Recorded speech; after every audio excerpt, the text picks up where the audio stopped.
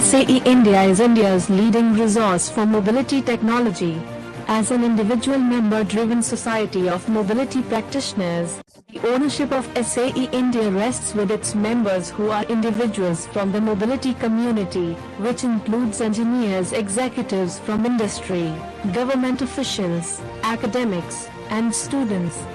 SAE India is a strategic alliance partner of SAE International, registered in India as an Indian non-profit engineering and scientific society dedicated to the advancement of the mobility industry in India.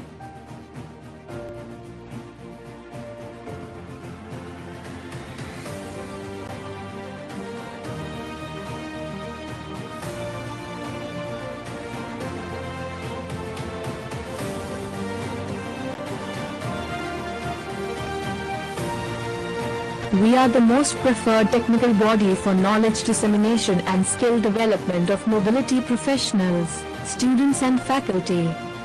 We are a trusted think tank advising policymakers on mobility-related matters. We are a self-sustaining society with more than 10% of mobility professionals as members.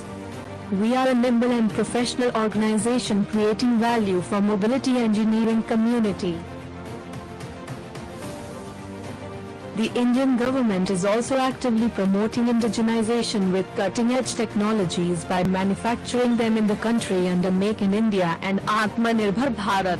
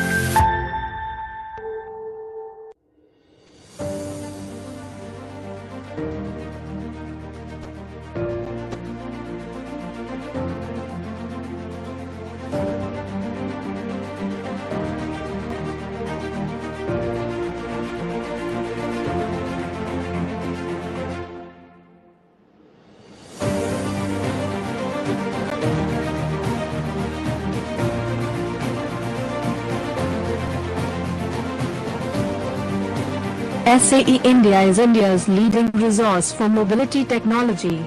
As an individual member-driven society of mobility practitioners, the ownership of SAE India rests with its members who are individuals from the mobility community, which includes engineers, executives from industry, government officials, academics, and students. SAE India is a strategic alliance partner of SAE International, registered in India as an Indian non-profit engineering and scientific society dedicated to the advancement of the mobility industry in India.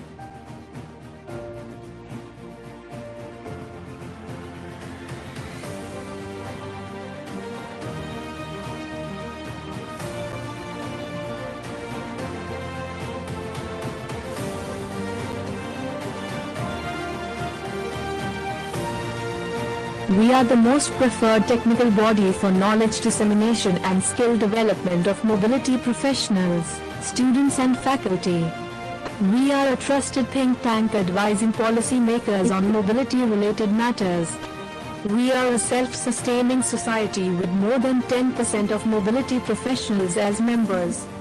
We are a nimble and professional organization creating value for mobility engineering community. The Indian government is also actively promoting indigenization with cutting-edge technologies by manufacturing them in the country under Make in India and Atmanirbhar Bharat.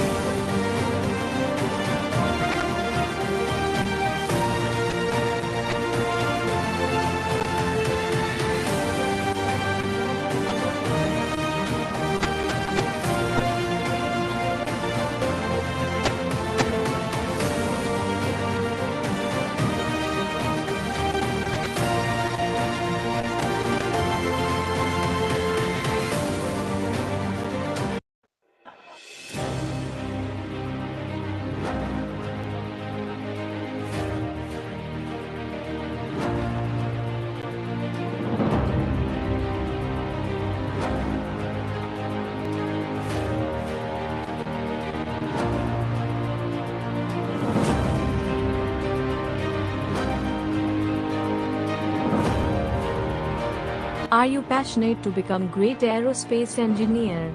Do you want to change tomorrow's aerospace industry? Are you passionate about emerging technologies in the aviation industry like uninhabited aircraft system, UAS? Come and participate in the AeroCON design, build and fly contest being organized by SAE India Aerospace Forum. AeroCON aims to inculcate innovation mindset among the student community in emerging technologies like uninhabited aerial vehicles, UAV, incubate and nurture skills and capabilities of aero design in young minds and prepare them towards Atmanirbhar Bharat in critical aerospace technologies. AeroCON provides a platform for aero-passionate students to demonstrate aircraft design expertise and help develop the next generation of entrepreneurs. AeroCON will be conducted in 2 phases. Phase 1 invites innovative designs from the participant teams. The innovative designs will be validated by industry and academic experts. Top 20 teams will be shortlisted for Phase -2. During Phase 2,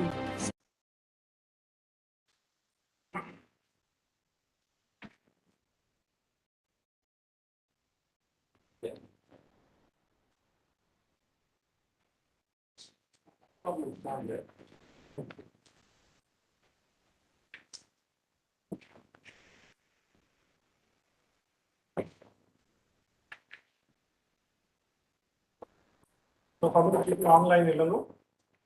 Yes, sir. How many people online? 8. Oh, 8, sir. Okay.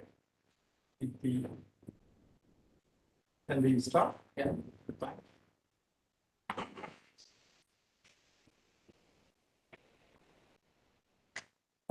Respected dignitaries, our esteemed trust members, physically present here, and the trust members who are online. Good morning. I am Venkatraj, Deputy Director General, SAE India. I'll be coordinating and emceeing this press meet. The agenda is in front of you. I'll walk you through the agenda. We're going to read out message from Mr. Ahmed Elshabeni, Managing Director of Boeing, and then we're going to talk about SAE India, and then we will leave it open to the floor. I wanted to introduce our dignitaries to you today. I'll go from left to right, if that is okay. Mr. Ravi Shankar Mysore, former Vice President of Collins Aerospace. Right now, he is the chairperson for Aerospace Forum for SAE India. SAE India caters to the members in 3 industry sectors: automobile, aerospace, and off-highway.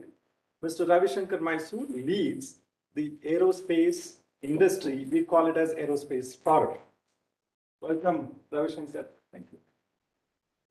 Dr. Bala K. Bharadwaj, very well-known aerospace executive for all of you, former MD of Boeing India Engineering and Technology Center, recently retired. He has served as president of SAE India for 2 years. He is now immediate past president, and he is also chair for our facilities committee in SAE India. He is the mentor and guide for SAE India. He's going to be talking about the aerospace industry or the recent industry status. Welcome, Dr. Bala K. Bharadwaj. Thank you. We have Mr. Vinay Tiwari, in charge of industry relations for HAL Management Academy. Ladies and gentlemen, this is the first time SAE India is joining hands with HAL Management Academy, which is a multi-crore facility, state-of-the-art facility for knowledge dissemination. He will talk more about it. Welcome, Mr. Vinay Tiwari. And Mr. Gopikrishna is a senior vice president and head of global engineering services and blockchain for Infosys, one of our sponsors. So Mr. Gopi will talk about the digital twins and the digital side of aerospace, how it can benefit aerospace industry. Welcome, Mr. Gopi. Thank you. And Dr. Kaustubh Nande, very long supporter for SAE India for over a decade now. He is a senior VP in Hexagon. Hexagon services industry customers, especially in the aerospace industry. Also markets their software.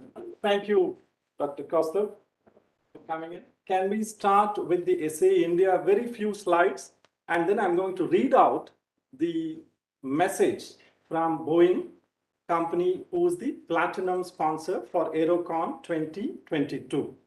May I request Ilango to put on the, please put it on the, I'm just moving here because there are people online and the camera will hinder. Put it on the slideshow, please. Okay, next one.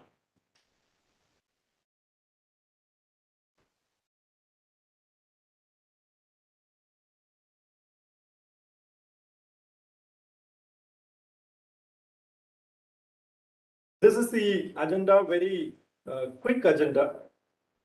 We will spend more time discussing with the executives, but just to bring you up to space, I have to come here. You have to capture me. Okay, so next slide on SAE India. SAE India is a member-driven technological society, largest strategic alliance partner for SAE International, headquartered in Warrendale, Pittsburgh, USA. SAE International was started with a noble cause of setting standards for the mobility industry. The very word mobility came in a few years back, a decade back, but before that it was automotive. And until 1916, it was automobile. And there are 2 German-turned-American journalist engineers who have coined this word automotive. Autos in Greek is self, motivus in Latin is propelled. anything which is self-propelled is in the ambit of automotive. So we are Society of Automotive Engineers in India. We are 25 years old. The country opened up the trade and economy in 1991. And 1996, SAE, gentlemen thought, why not SAE in India, called SAE India. So technically speaking, we have 25 years presence, but legally speaking, less than that. 2001 is when we registered. Very quickly, we have different boards and administrative setups called sections and boards. Next one, please. Our stakeholders are primarily students, faculty members, industry professionals, and industry captains. More on industry engineers. There are over 600,000 mobility engineers in India, putting together automobile, aerospace, and off-highway sectors together. So we enjoy about 4,000 registered industry professionals as members. Our membership is annual subscription based. We have 50,000 students and from 486 collegiate clubs. The accreditation body of Indian engineering education system is AICTE. You all know that. All India Council for Technical Education. There are 3,300 institutions registered with AICTE. We enjoy 17% footprint in all these 3,300 institutions. Our presence is there in 486 collegiate clubs. And we have faculty advisors, and this society is driven by industry captains, like Dr. Bala, Ravi Shankar, Vinayji, and Kaustubh Nande, and Mr. Gopi. So they come together and think what is good for the industry. So the main purpose is lifelong learning and share the industry best practices. Next slide, please. Our core purpose statement and the vision, all this is available on our website. I would like to quickly get on to the press meet. Next one, please. We are managed by the SAE India Managing Committee, aka Board of Directors. Set of professionals, 21 professionals who manage the society in terms of its compliance, financial prudence, and delivery of value to the members. Next one. The operating structure, I'm not going to dwell on this. This is more of convenience for delivery. We have boards, forums, and committees. Next one. This society is managing committee is headed by Madam Rashmi Urvadashi, who's a former director of ARAI. ARAI is the country's first homologation or certification agency. Whatever vehicle wanted to come on the road will have to be certified by ARAI Kothur Pune, now Chakan as well. And immediate past president is Dr. Bala. The next incoming president is Mr. C.V. Raman, the senior executive director. We have treasurer Javaji Munaratnam, and we have secretary and vice president. This is a short description of what our industry forums does. The idea is to take the knowledge, engineering knowledge, to students, engineering practicing engineers, and the captains in multiple methods. So we call it as conclaves, conferences, congresses, panel discussions, student conventions, and student competitions. These are all various vehicles of delivering knowledge to the mobility community. Next one, please. These are some of the icons we have built over a period of 25 years. Behind each of the colorful icon, there's a lot of sleepless nights, selfless efforts of both office staff and volunteers and our supporters. And we have built over a period of time. This particular press meet, I'm indeed very, very glad to address, is about AeroCON. Okay, more we will discuss. Next one, please. This slide is exclusively for students. Baha, Supra, and other competitions which we have built, they are no more events. They are cult. You say bar, people stand up in engineering college. So I think we are enjoying a great brand equity in terms of the student competitions which we have built. These are based, all of them are based on only one thing, experiential learning.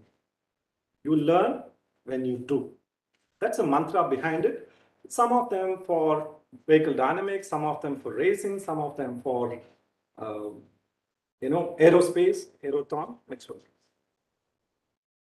Okay, so I'm going to be stopping here and request Mr. Ravishankar Mysore, Chair of Aerospace Forum or Aerospace Industry for SAE India, to talk about AeroCON 2022. Thank you. Thank you, Venki. We may have to read out the message. Should I do it after or no? I can. I will do The that. order is different, so I was wondering. No, I will read out the message from Boeing MD. So I forgot. Boeing is a platinum sponsor for AeroCON 2022. I'm reading out the message. He could not be present here. Very short message. Message from Mr. Ahmed El Shabini, Managing Director, Boeing India Engineering and Technology Center and Chief Engineer, Boeing India. Good afternoon, respected dignitaries, my colleagues from Boeing, eminent reporters from press, and ladies and gentlemen. I welcome you all to the press meet organized ahead of second edition of AeroCON 2022, the prestigious biennial international aerospace conference organized by SAE India in collaboration with SAE International. Unfortunately, I am unable to be there in person today owing to the unavoidable work commitment, but AeroCON 2022 is extremely important to me and my colleagues in Boeing.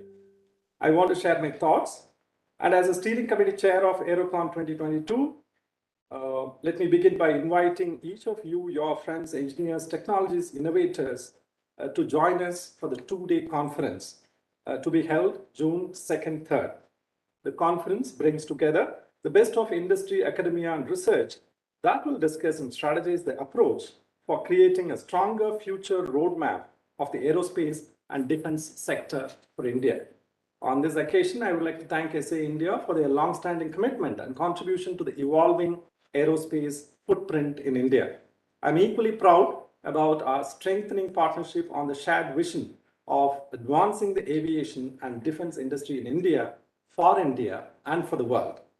This year's AeroCON theme, Autonomous Airborne Systems, Trends, Challenges, and Opportunities, aligns with Boeing's vision of protecting, connecting, and exploring humans with purposeful innovation, persistence, and intelligence from seabed to space. We believe that the true value of autonomy lies in the ability to help our customers stay on missions longer and provide more immediate and actionable knowledge, prioritizing manpower for the most important actions and decisions. For over a century, Boeing has led manned and unmanned technology innovation and integration, and we believe that autonomy will define the next century. And Boeing is driving the safe innovation and integration of autonomy to maximize human potential. With over 3,000 strong engineering and technology workforce at the Boeing India and Engineering and Technology Center, we are more committed than ever to building the future of aerospace and defense and supporting most successful autonomous airborne missions. On that note, I would like to conclude by saying thank you for joining us today for an important discussion, and we look forward to having you with us at AeroCON 2022. Thank you. Stay safe. Mr. Ahmed El Shabini, MD, Boeing India. Thank you. Over to you, sir. I was wondering if the other one will this first. Okay.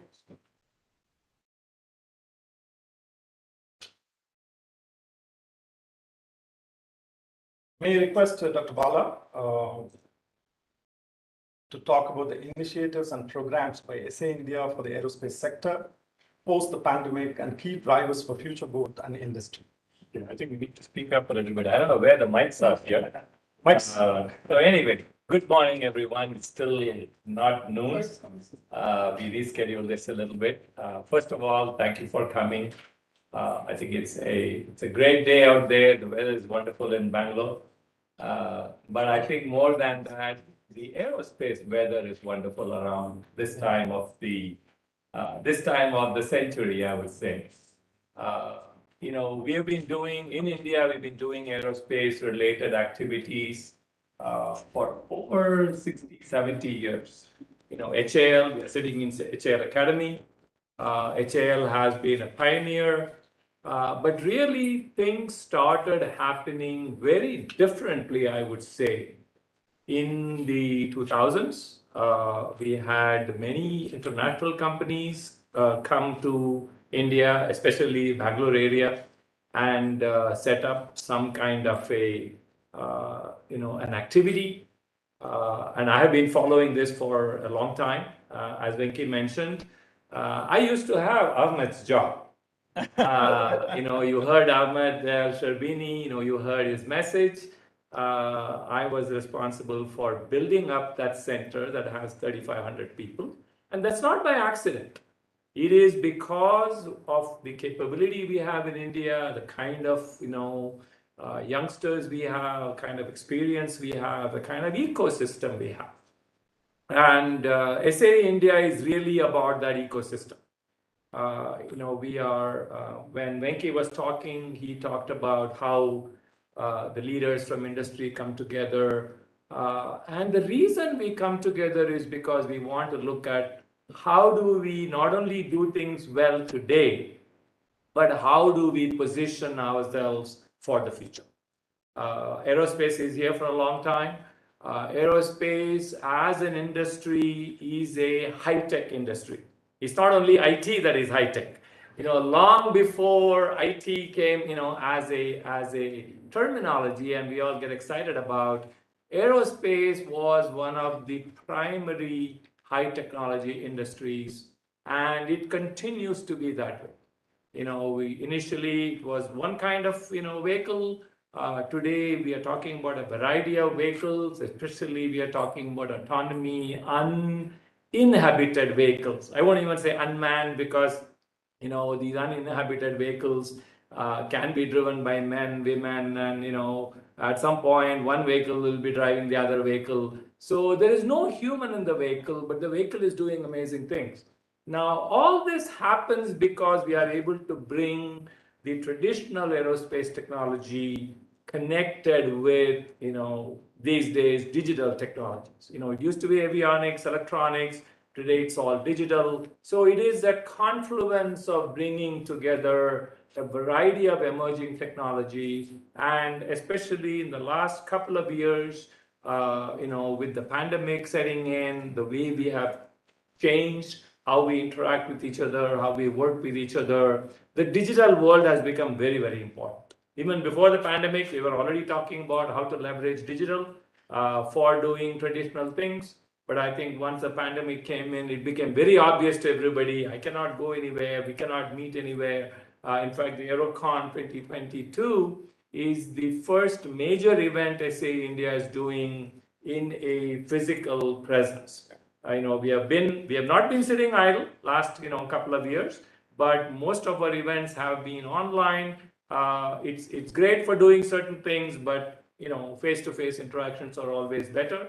So the AeroCon is one of those events where we are able to come face-to-face together, but we are still going to talk about some amazing technologies, how these new technologies, represented by our colleagues here from Infosys and Hexagon, how these technologies come together in terms of a vehicle that is built, and of course the vehicle is built to do something for us. We don't just build vehicles so we can put them in a museum. We build vehicles so they can do something useful for people, and that is what this conference is about. I will stop here. I'm excited that we are able to come together. And again, thank you for coming over and giving us this opportunity to share some ideas with you. Thank you. Thank you, Dr. Bala. May I request Mr. Gopi to say a few words? Thank you, Dr. Bala, for that interesting perspective. And good to know that before IT was there, aerospace was ahead of time. So I just want to thank SAE India first of all because I think this is at a very appropriate time that we are coming together in the physical world after a couple of years of virtual connectivity. And I also want to thank all of you who have come here to for this briefing. I think the last 2 years has been very turbulent across every industry. But if you look at it, the entire aero industry is one of the industries which has been very significantly impacted. I think just the commercial industry before in the pre-COVID time was upwards of $870 billion in size, 1% of the global GDP. And it will take a couple of years more probably to come back to that size for the industry again because of the downturn that has happened in a couple of years. Now, what this essentially means is in the current time and in this year, we are actually seeing, and in fact, for the first time in 2 years, I traveled to the US a couple of weeks back. And I'm seeing a lot of crowds and traffic is, when I speak to people, experts in the industry, the traffic is really picking up. Most of the airlines are in very positive and window about what is the future. So there is certainly a positive momentum in terms of where the industry is heading. And if a lot of analysis and reports, if you've gone through them, the next 10 years is going to be an expansion time in terms of growth for the industry. It is expected that 4+% CAGR in the aero and defense industry, which is something which is very, very significant, specifically considering how the industry has suffered in the last couple of years. Which essentially means just in the commercial space, you're going to probably add 12,000 to 13,000 net new aircrafts, which includes narrow body, wide body, the turboprop, regional jets, and so on and so forth. And this also, the entire ecosystem will have to expand with this, right? Which essentially means that the OEMs, the tier 1, tier 2 suppliers, the supply chain players, logistics, the airline, the peripheral industries, and so on and so forth. And this expansion predominantly has to be driven by technology and the new digital technologies.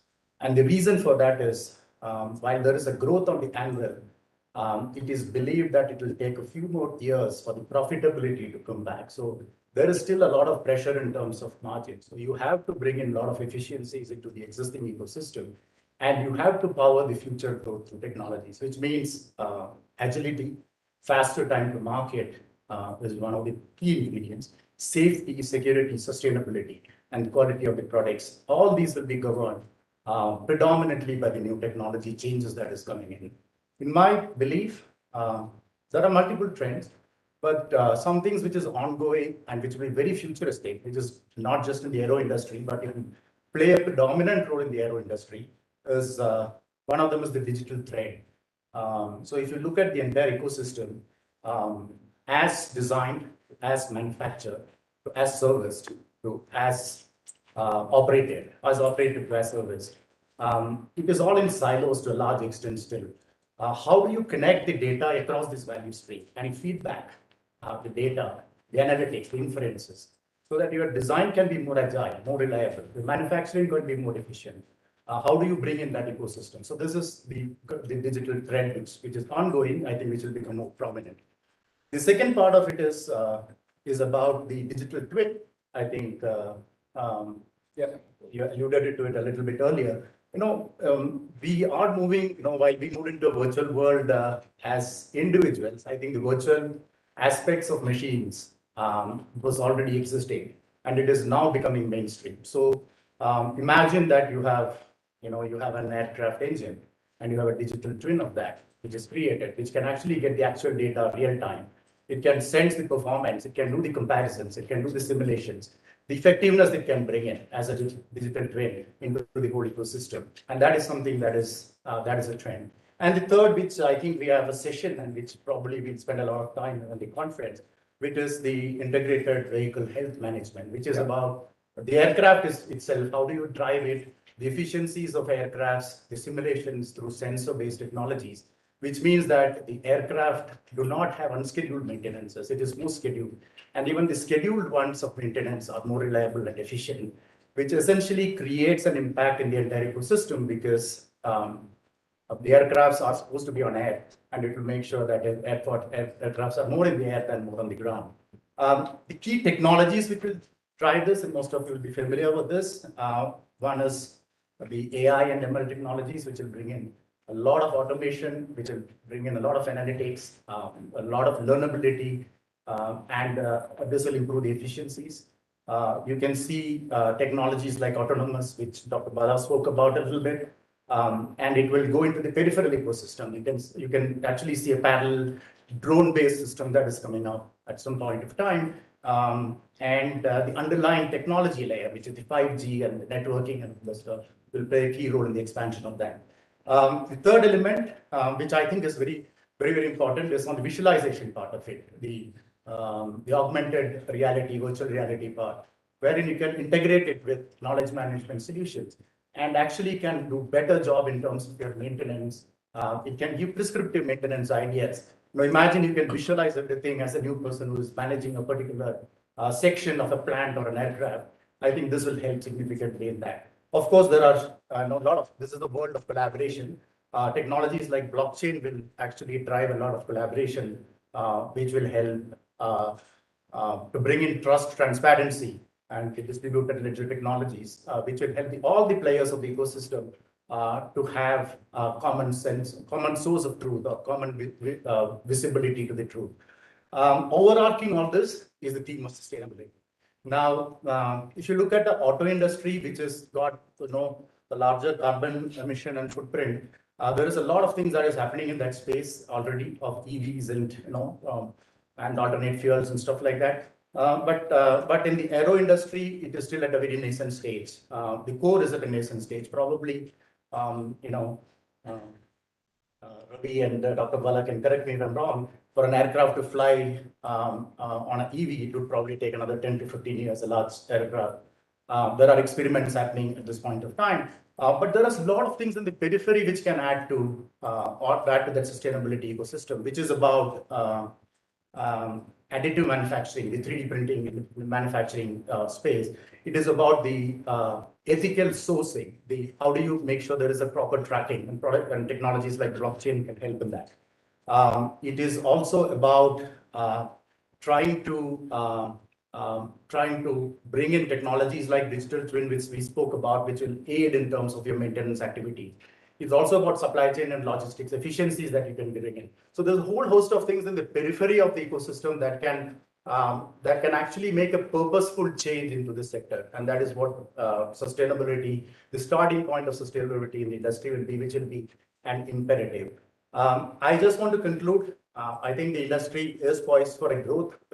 Challenges would be there in terms of the margins and the profitability, which needs to be addressed. All this will get addressed and powered by the technology aspects. The digitization is something which will aid a lot in that. And the last part is, I believe that India is in a very sweet spot to address these challenges because we have the talent in the IT, we have the labor market, we have the government support, we have the expansions that is happening across the ecosystem, and we have demographically a very diverse population, diverse set of skills, which can address the talent needs. And geographically, we are well positioned in a zone between Europe, Africa, Southeast Asia, where we could be a cargo or e-commerce hub in the future. So this is the perspective. This is the technologies. Then this is what an aid in terms of not just aid. It is a necessity in terms of expansion for the industry for the future. Thank you, Mr. Mehbil. In fact, what I noticed is there is no mask on the face, 2 masks on the table. So it's a very good thing, right? After 2 years, when I first went to a meeting after 2 years, the customer noticed that this is a maskless meeting. That was a literal and figurative meaning, because this conference is all about maskless, open, transparent, and bringing the knowledge to the members. So may I invite Dr. Kaustubh to talk about the maskless So, all right, I'll keep this really brief, but not to really duplicate what's been already said, but just to add two perspectives, 2 points to the perspective, I would say. I think overall, if Bala quite very well alluded to the last 2 decades of growth in the aerospace industry, and for the last 12 years, I've been very intricately involved as well. And what I think it's this SAE as a body is really about capability and capacity. So I think capability building is really what the SAE brings, and the capacity is what really the industry needs to now move forward with. Absolutely. And if you see the last 2 decades, both these aspects are on that positive, right? We have had a lot of expansion, industry has grown, R&D centers have developed and grown. So that's certainly sort of the 2 points.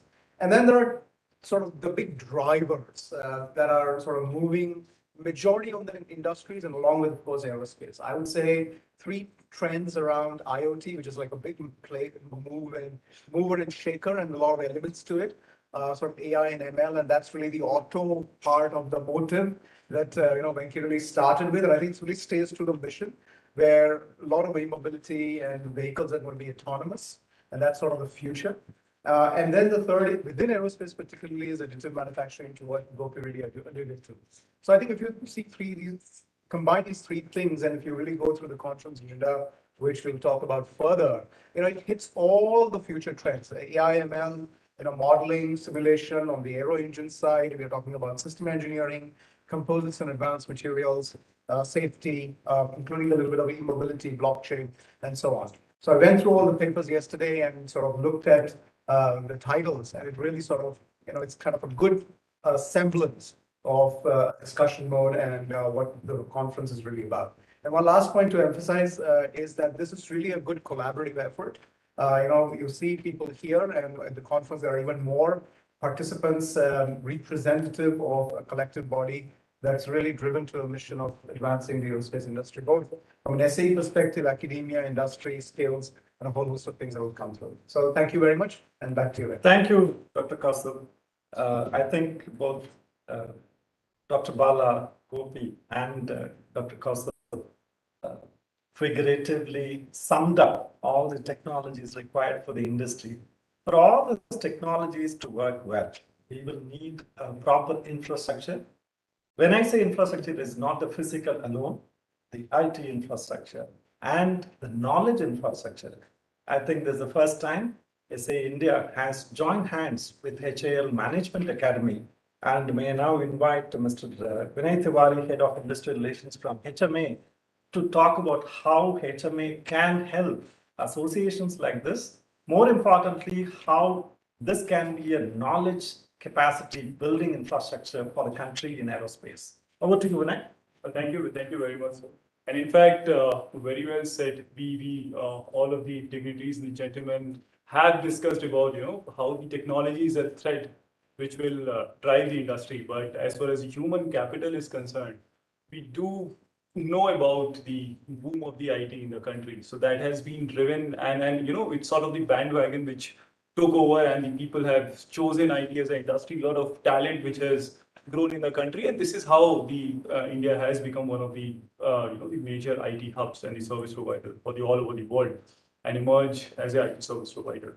So HAL Management Academy, the very place where you're sitting in, has a legacy of almost more than 52 years.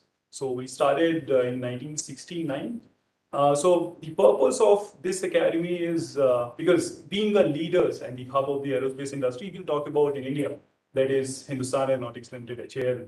So this academy was started for the purpose of developing leaders. So right from the induction program for the people whom we have recruited to the leadership programs, what we have developed for our senior executives. So whoever has been the running this company for over 8 decades has gone past this academy.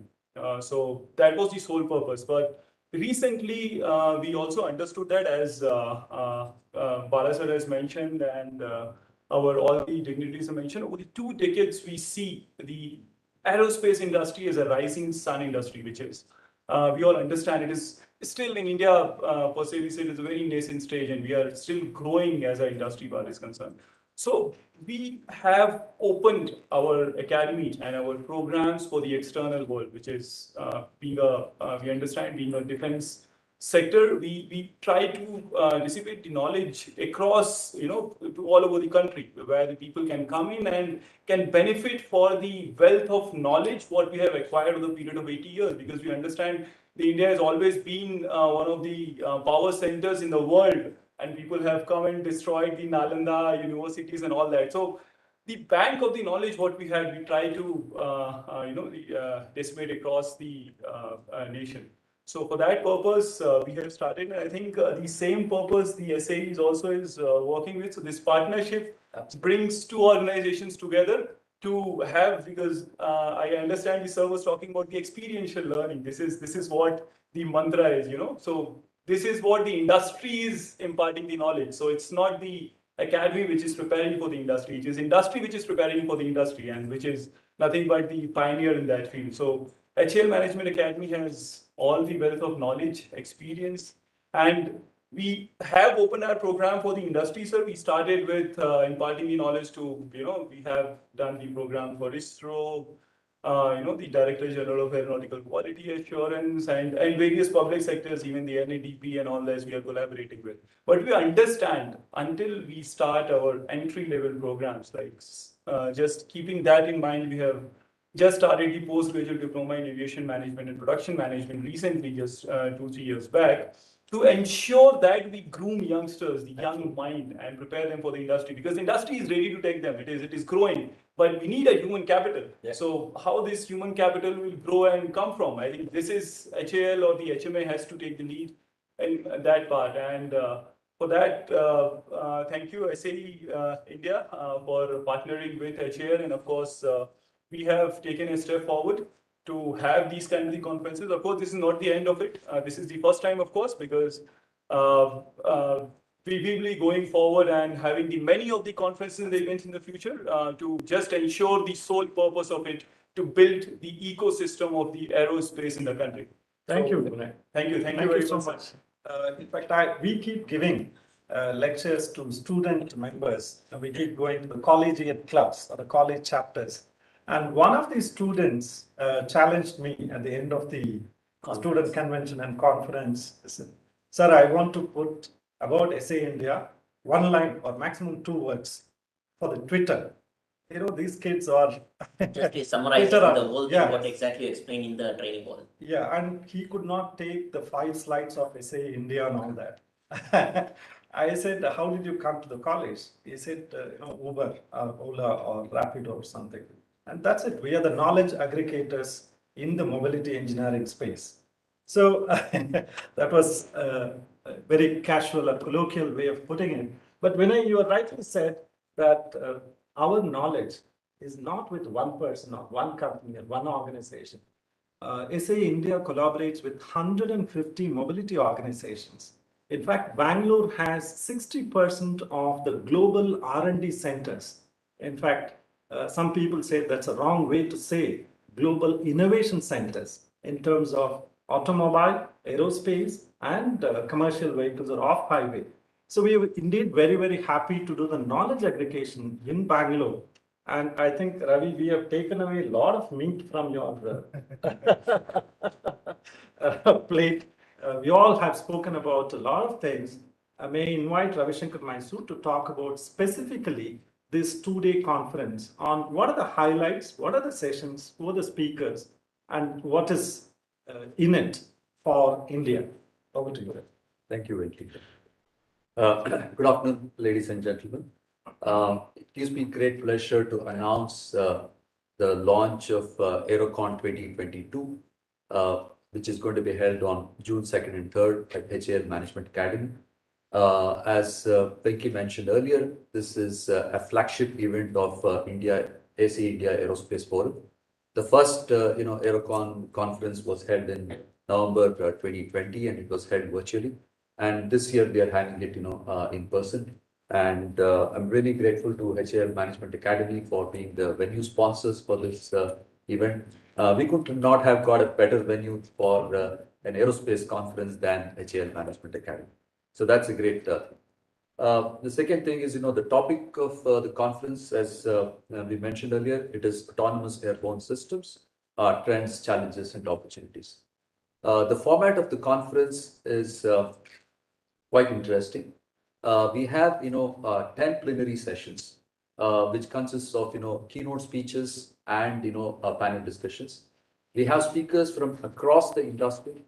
We've been able to bring, speakers from both, the public sector, government, and, private sector for this conference. We have speakers from HAL, NAL, ADA, Boeing, Infosys, Collins Aerospace, TCS, Infosys, etc.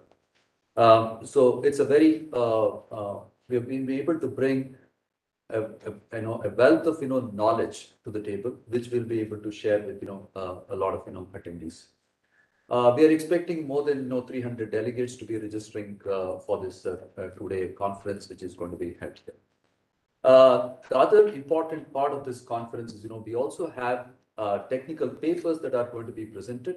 In fact, over 125 abstracts were submitted, and out of that, we have selected 30 best papers, technical papers, that are going to be presented during this conference. So this will be held as, parallel technical sessions covering a wide range of, topics that we've already spoken about. And more than 80 authors were involved in, writing these papers. Again, these papers have been submitted from various industries and academia. So technical experts have come together to write these papers. We are conducting this conference in collaboration with SAE International. So what that means is, the papers that are going to be, published during this conference will be published in SAE India portal. So the authors will have visibility across the world. So anybody around the world looking for papers on this particular topic will be able to access these papers. That said, the most important thing, this particular conference would not have been successful without the sponsorship of various industries and academia. We have Boeing as the title sponsor. The platinum sponsors are Collins Aerospace, Infosys, and Hexagon. Gold sponsors MathWorks, HCL, and Honeywell. Silver sponsors Sankhya Sutra Labs and UCAL. Bronze sponsor ComSol, MOOC, and Tata Consultancy Services. And the academia partner is Hindustan Institute of Technology and Science. So we have 13 sponsors plus, HAL, HMA, which is the, venue sponsor. So we're looking forward to a very exciting two-day conference. And it is actually very heartening to say that, we are conducting this conference, during the, Silver Jubilee celebration of SAE India. Like Venki mentioned, we have completed 25 years. And, this conference is being held during this particular year. Thank you. Thank you, Ravi. Any questions, please? So when you talk about students and engineers. Sorry? When you talk about the students and engineers, what exactly their role in this AeroCON? Can I take the question? So their role in this AeroCON is, they were involved in, writing those technical papers. So I said, we have more than 80 authors who have, submitted papers. So a lot of them are students, and a number of them are, professionals who are working in various industries like, Boeing, Infosys, TCS, etc. So, and the delegates obviously are going to be from both industry and academia. We also have faculty members as well as, students will be attending this event. It is going to be a great opportunity for young talent to see what are the opportunities that is there for them in future if they want to get into the aerospace industry. It's not just the private sector. For example, we have speakers from, like I said, HAL, NAL, ADA, DRDO labs, etc. So, as well as, the private, aerospace and engineering service providers like, Boeing, Collins, Infosys, HCL, etc. So they get to hear about what are the things that are actually happening in all these industries, and provides an opportunity for them to network with professionals. The students and academia get a great opportunity to network with professionals from across all these industries. Okay. Sir, and also, will you train for aviation as well? Aviations, when when Mr. Vinay was talking about the aviation things. So will you train the students or the engineers as well? Of course. So, what is it? This is what we do is it is basically a management program. So, one side of it, of course, we need engineers to develop always. But as far as the industry is concerned, it is very peculiar and has its own nuances. In order to address that, we need a proper management professional. It's a techno-managerial kind of these skills what we need. So, of course, our purpose is to train them on the nuances of the engineering side of the aviation or the aerospace, and then how to manage it properly in order to, for the industry growth, which is required for the growth of the industry. So that is what the objective is, and I think this is what we'll be addressing into the future collaborations as well. Okay. What is the criteria for aviation courses, sir? Criteria is basically we are looking for the people for science background. So BTech science or BB management background. And we'll have the few shortlisting, the written test interviews and all of that. Your application will also be shortlisted. And we are restricting our numbers to very few.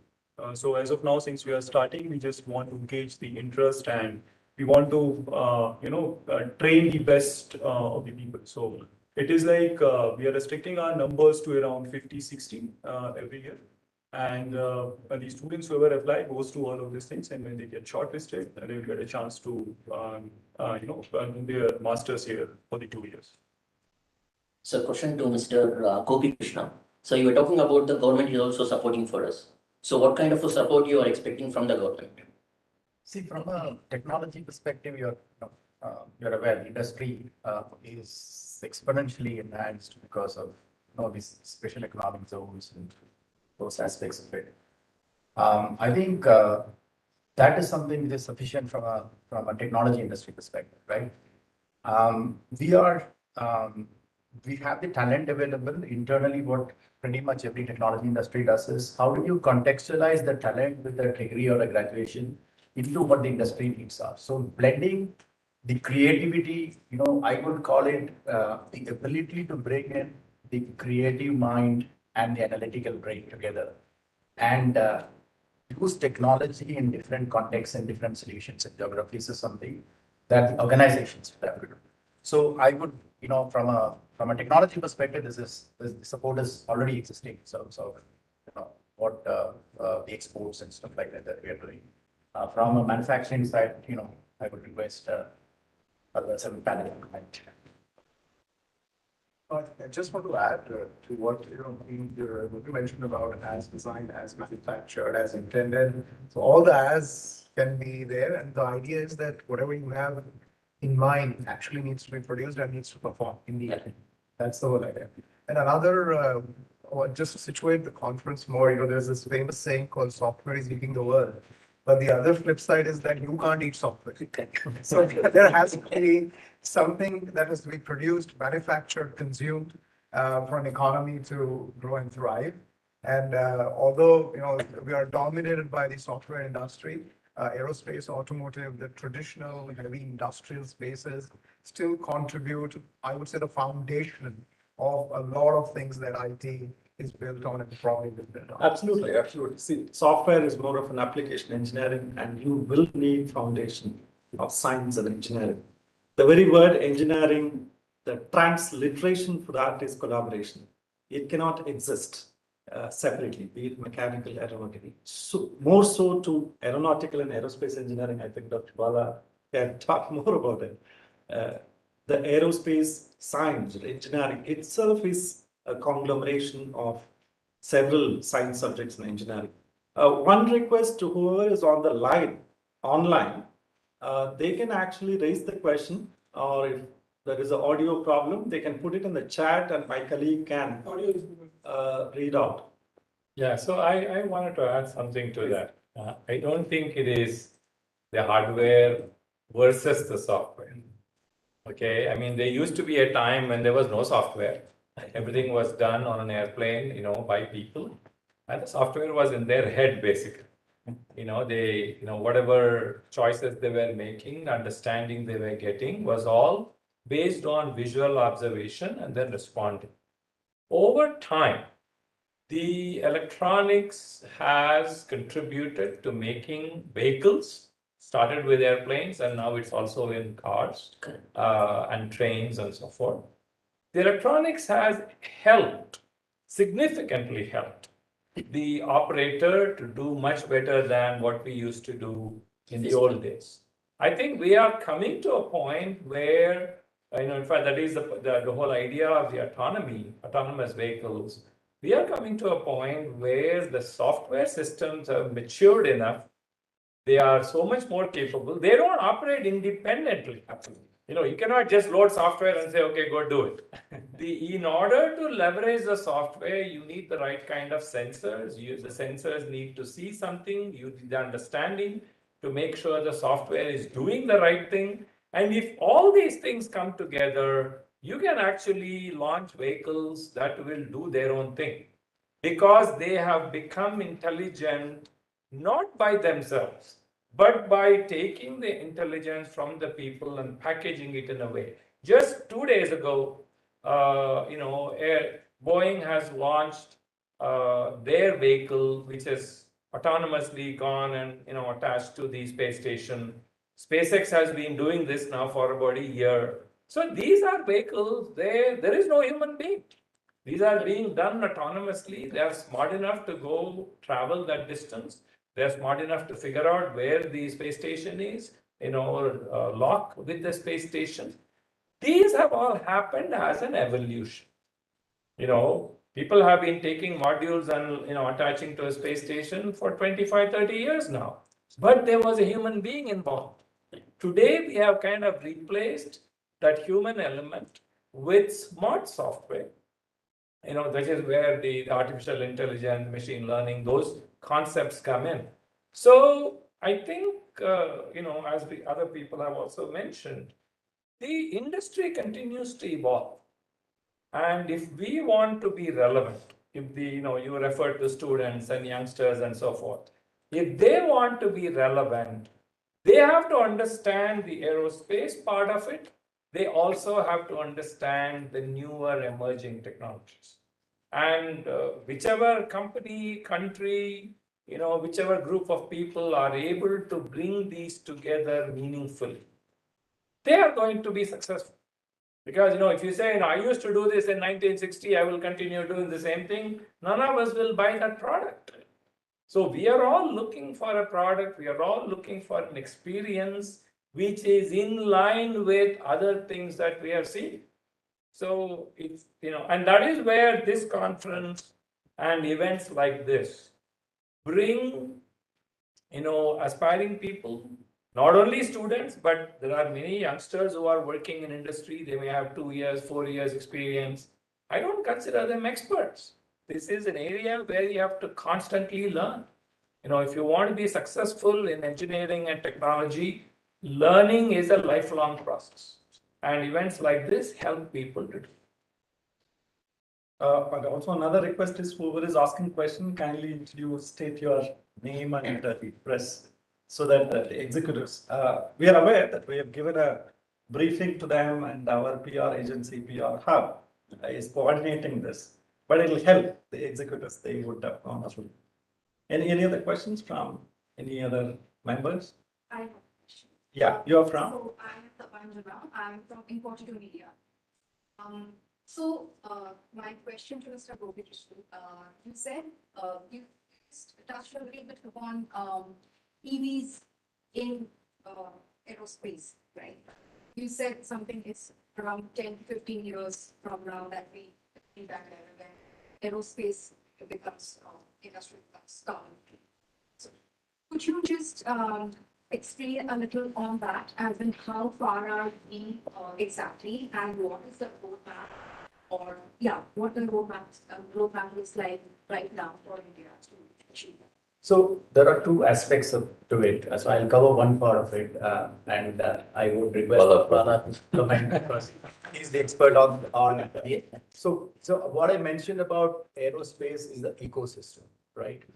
And the core of an aircraft flying on an electric battery is what I said. It is probably there is a lot of prototypes running today, and probably Dr. Pala can explain it better. Well, ecosystem, just imagine a plant, right? A large warehouse or a large manufacturing plant. But today, there are either vehicles driven by people or parts which is being moved across by people.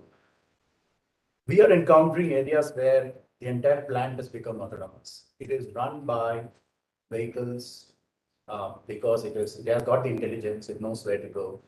In fact, my good friend Dr. Ravi is working along with a partner where the drones can actually do cycle counting inside a plant. And it says it improves the efficiency by 7 times if you do a drone.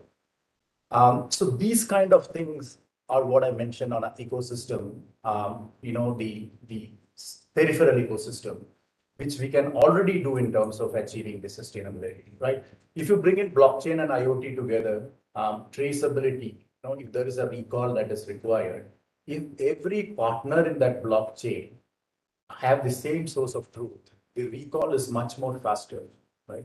The supply chain is more efficient, right? From the port of departure to port of entry, the players of the customs, the shipping company, the manufacturer, the OEMs, right?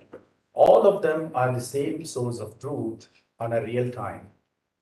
It is an incredible effort that gets saved, and which means that your ability to improve on your carbon footprint is much, much better.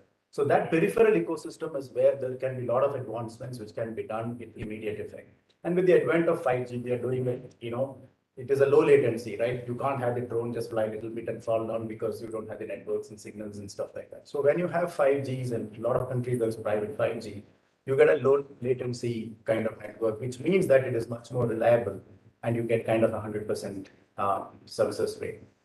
So I will pause here because that is the peripheral part of it. In terms of the real aircrafts and the future of it, I would request Dr. Bharat. Okay, so I'm going to answer your question not specifically as connected to EV, but why people are talking about EVs.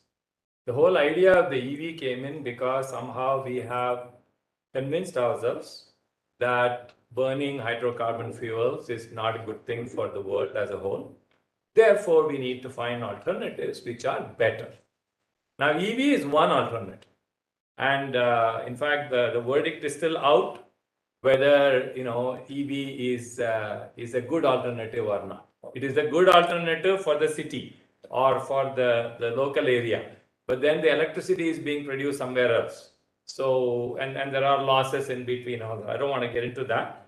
But EV, when you introduce that in the environment in a large context or large quantities, it is not clear that it will actually benefit the environment. So that's one aspect. But with respect to how does aerospace or aerospace vehicles, how do they impact the environment? How do you reduce the dependence on the impact on the environment? That kind of work has been going on now for 20 years. There are vehicles today that are flying, operationally flying, that are powered by hydrogen. There are vehicles that have been demonstrated and actually operationally flying also, which are powered by solar cells. The hydrogen vehicle and the solar vehicle, they are not designed for passengers yet. These are designed to be used for special purposes, but in the process, we also learn what needs to be done. There is an effort, at the research stage where people are trying to create something like an EV, but I think that is still probably 10, 15 years away. Because eventually, any technology that we introduce into any system, any ecosystem, doesn't matter if it's aerospace or automobile or whoever, the technology has to earn its way, which means the benefit I get from the technology has to be better than whatever alternatives I have. And better can mean monetarily, better can mean from a emission point of view, it can be other aspects as well. So the idea of using the equivalent of an EV in the airplane context, I think is still very much in the research stage. But people have done fuel, they have worked on fuel cells. There are directly hydrogen is burned, and there are engines that basically burn hydrogen. And when you burn hydrogen, the waste product is only water. So there is a very different kind of impact on the environment. So those are things that are being done. But then the question is, where does the hydrogen come from? Okay. Or if you say, I'm going to make solar cells, where do the solar cells come from? So I think the days when we used to think very narrowly, I am doing this and, I don't care about everybody else, those days are gone. Today, if you want to, introduce something in a significant way, you not only have to look at what am I doing, but then I have to think about where is the lithium coming for me for my lithium batteries. Where is the hydrogen coming if I'm using hydrogen? So it's the global impact that people have to consider. That's the expectation.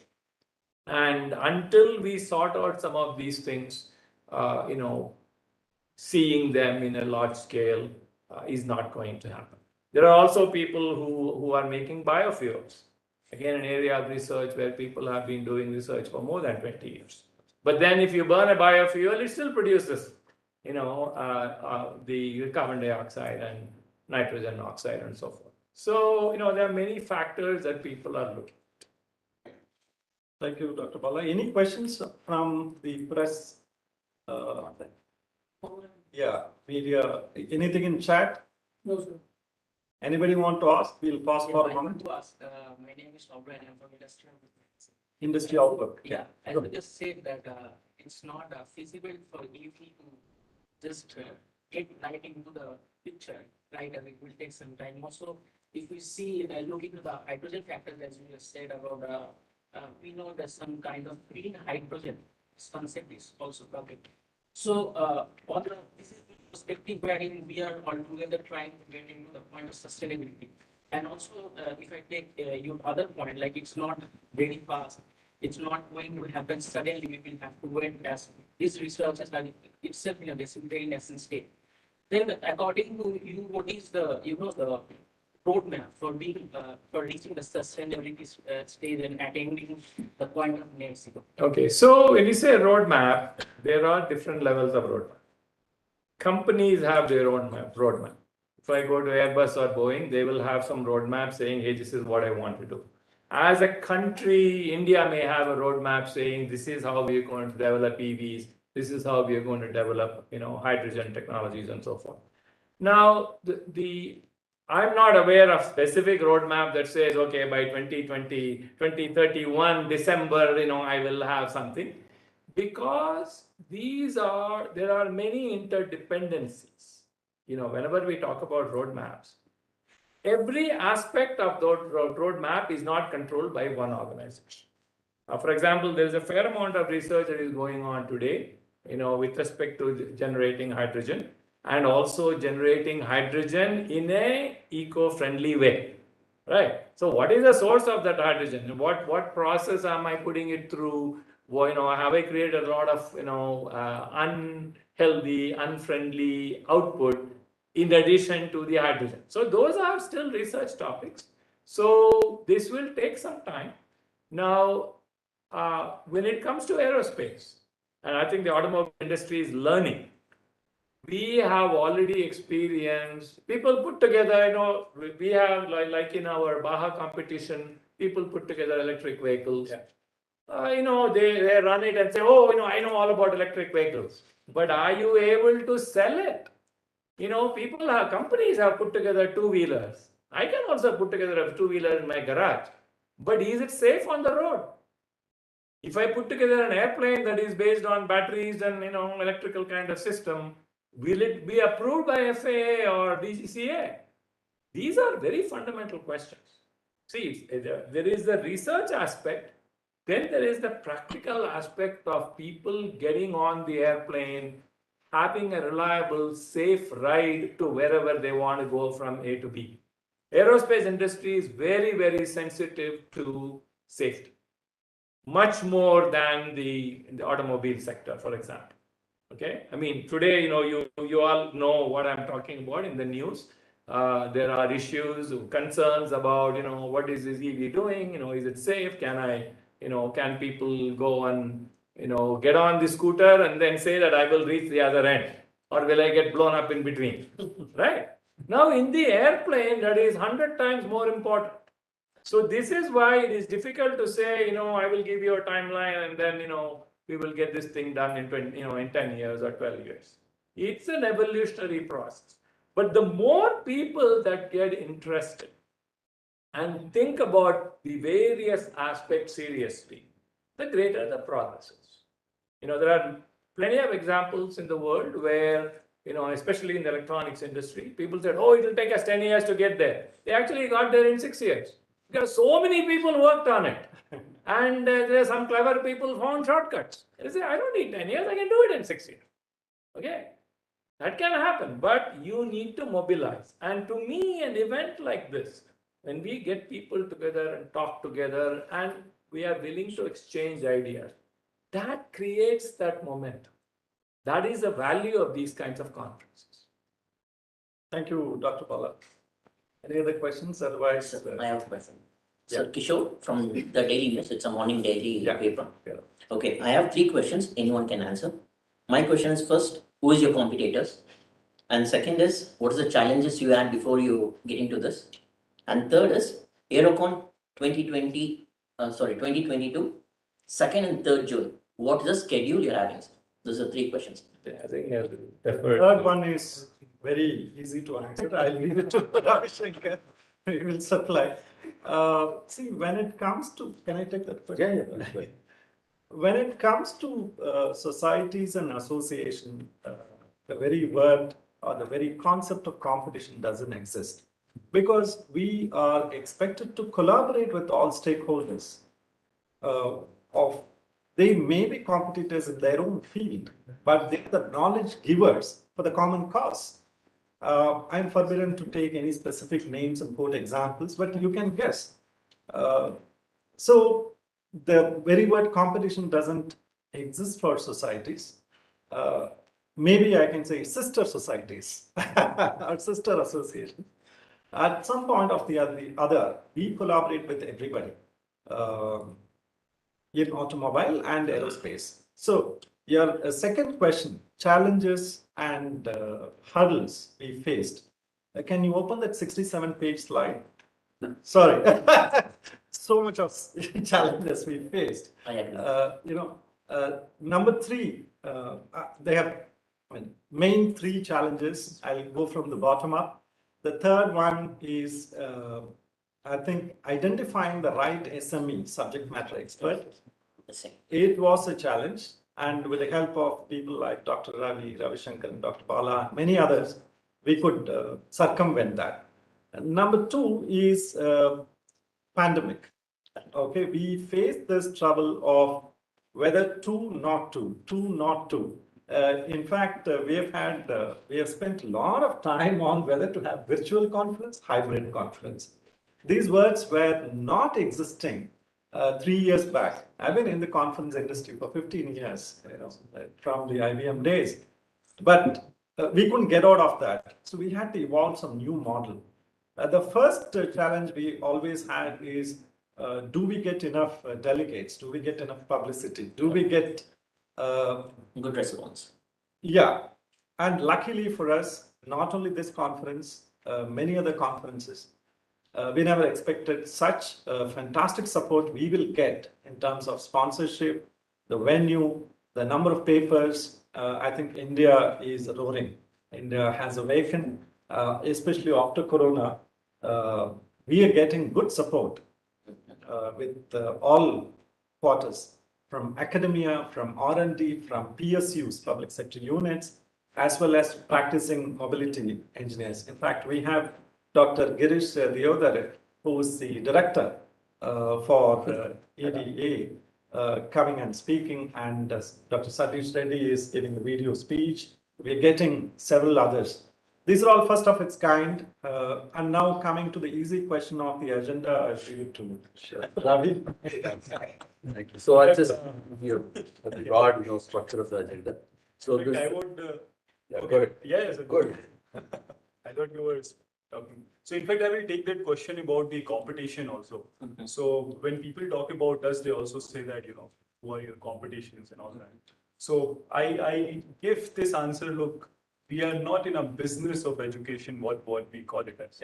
We are, we are the industry who wants to grow as an industry. So being a HAL, we also want other industry to grow so that HAL can grow altogether. So no industry works in silos. So all the industry needs your suppliers, your vendors, all of these. So for them, if you are imparting the knowledge and if that talented people, whoever you are trained to, goes to those industry prosper, you automatically prosper. So this is what the motive behind starting any of the initiatives about the training program. So once we do that, of course, if we want to collaborate with many other people, you want to give a better education, of course, most welcome. So there is not about the competition. I think this is a very obsolete terms in terms of today's business world also. It's all about how to collaborate and grow together, not about, I win, you lose, or about the distributive kind of thing. It's about integrative, how we do integrate and grow together. So it's all about that. Thank you, Vinay. So, Ravis. Sure. Okay, so like I mentioned earlier, it's a two-day conference to be held on 2nd and 3rd of June. It's going to be the overall program is 9 a.m. to 5:30 p.m. on both the days. It is going to start with the inaugural session on day one, followed by two technical sessions, one on AI/ML and AI and ML, and the second one on modeling and simulation. Then we have a plenary session which is focused on AI and autonomous systems in aerospace. Then we have a third technical session, which is on, one more technical session on AI and ML, and one more technical session on modeling and simulation. So we have multiple sessions because the number of responses that we got in terms of papers that were submitted were significant in these areas. Then we have a technical session on composites and advanced materials. Then the next technical session is on aero engines and aero manufacturing. So that's on day one. On day two, we have the first technical session on autonomous systems and UAVs and safety, reliability, and IVHM, and a preliminary session on advances in IVHM, and a technical session on aerodynamics design and additive manufacturing, and the last technical session on actuation systems and avionics. And the last preliminary session is going to be on unmanned aircraft systems, and then followed by a valedictory function, which is going to close by. That's the broad structure of it. We should mail Yeah. the agenda. It's already there in your docket. You can also view it on our website, saindia.org, and we can also mail it. So with your permission, we can take the last question because we are just up in time. So otherwise, we can give you the final message. Any questions from Vijay or Deccan or? Okay. So the final summing up. Welcome, sir. Yes, sir. We are almost completed. Mr. Sharma, General Manager, HL Management Academy.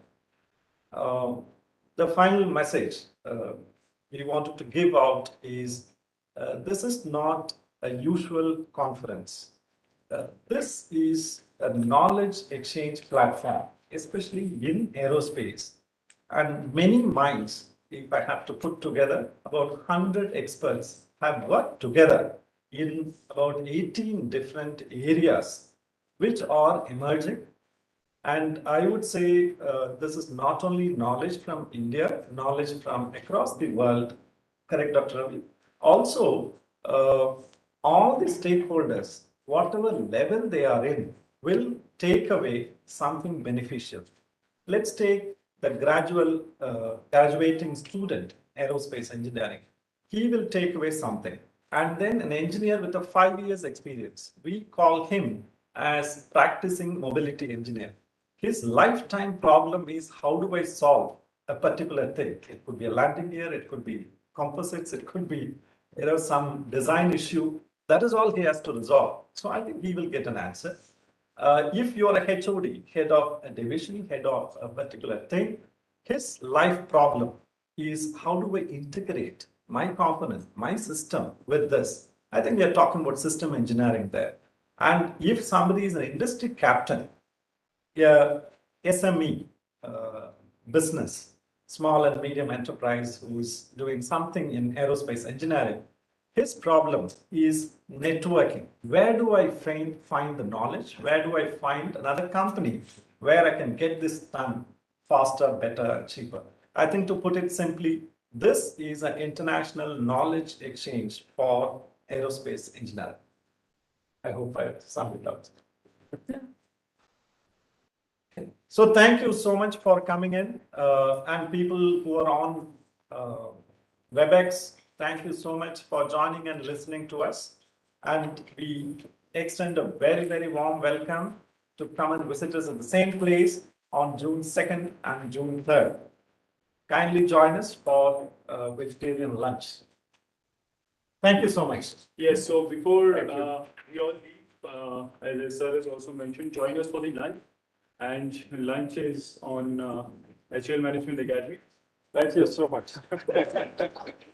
Why lunch? Even the venue. Venue is always. Thank you.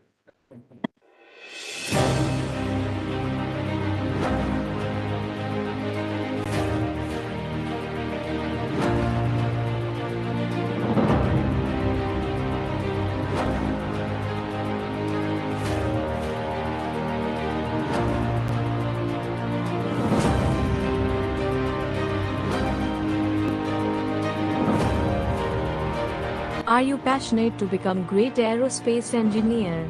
Do you want to change tomorrow's aerospace industry? Are you passionate about emerging technologies in the aviation industry like uninhabited aircraft system, UAS? Come and participate in the AeroCON Design, Build and Fly contest being organized by SAE India Aerospace Forum. AeroCON aims to inculcate innovation mindset among the student community in emerging technologies like uninhabited aerial vehicles, UAV, incubate and nurture skills and capabilities of aero design in young minds and prepare them towards Atmanirbhar Bharat in critical aerospace technologies.